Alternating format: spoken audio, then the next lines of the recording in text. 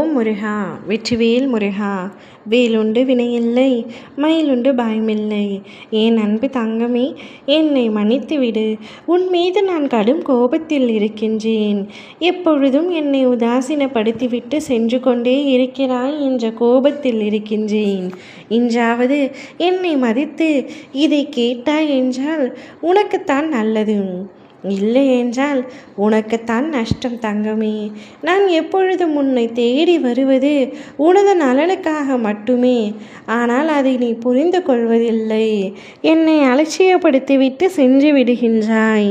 நான் உனக்கு சொல்ல வரும் விஷயங்களையும் நீ முழுதாக கேட்காததால் வாழ்க்கையில் பல இன்னல்களுக்கு ஆளாகின்றாய். அதனால் தான் சொல்கின்றேன், நான் சொல்ல வருவதை கேட்டுவிட்டு செல் தங்கமே. உன்னை பாடாய்படுத்திய உன்னுடைய எதிரியின் நாட்டம் முடிவடைய போகின்றது. நீ எப்பொழுதும் என்னையே நம்பிக்கொண்டிருக்கின்றாய் அல்லவா?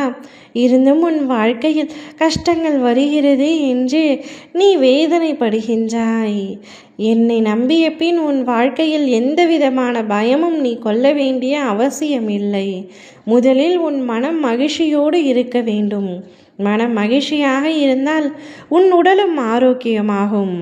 உடல் ஆரோக்கியம்தான் உன் வாழ்க்கையின் அடித்தளம். அதற்கு நீ எப்பொழுதும் நினைவில் கொள்ள வேண்டிய விஷயம், நான் உன்னோடு இருக்கின்றேன் என்பதை முழுமையாக நம்ப வேண்டும். எது நடந்தாலும் அது உன் நன்மைக்கே நடக்கும். சில சமயம் துன்பங்கள் உன்னை தொடரும், சில சமயம் தடைகள் வரும். அப்பொழுதெல்லாம் நீ பயப்படாமல் என்னிடம் கேள். இந்த துன்பம், இதற்கு காரணம் என்ன என்று உனக்கு நான் கண்டிப்பாக பதிலளிப்பேன். கனவில், சிந்தனையில், மனிதர்களின் வாயிலாகவோ உன் உள்ளத்தில் ஒரு குரலாகவோ அந்த பதில் உன்னை விழிப்புணர்வோடு நடத்தி செல்லும்.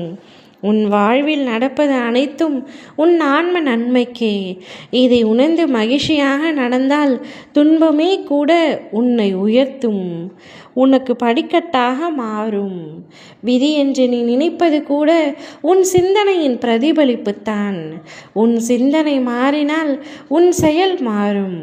உன் செயல் மாறினால் உன் வாழ்வு முழுவதும் புதிய ஒளியுடன் மலரும்.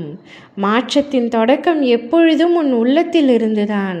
நீ உன் மனதை சுத்தமாக்கி கொண்டால் உன் பாதையை நான் சுத்தமாக்கி வைப்பேன். நேரத்தை மட்டும் எதிர்பார்த்து காத்திருக்கும் பிள்ளைக்கு அது ஒரு வாய்ப்பாக மாறும். ஆனால் நீ திணிவுடன் தொடர்ந்து முயற்சி செய்கின்ற பிள்ளை.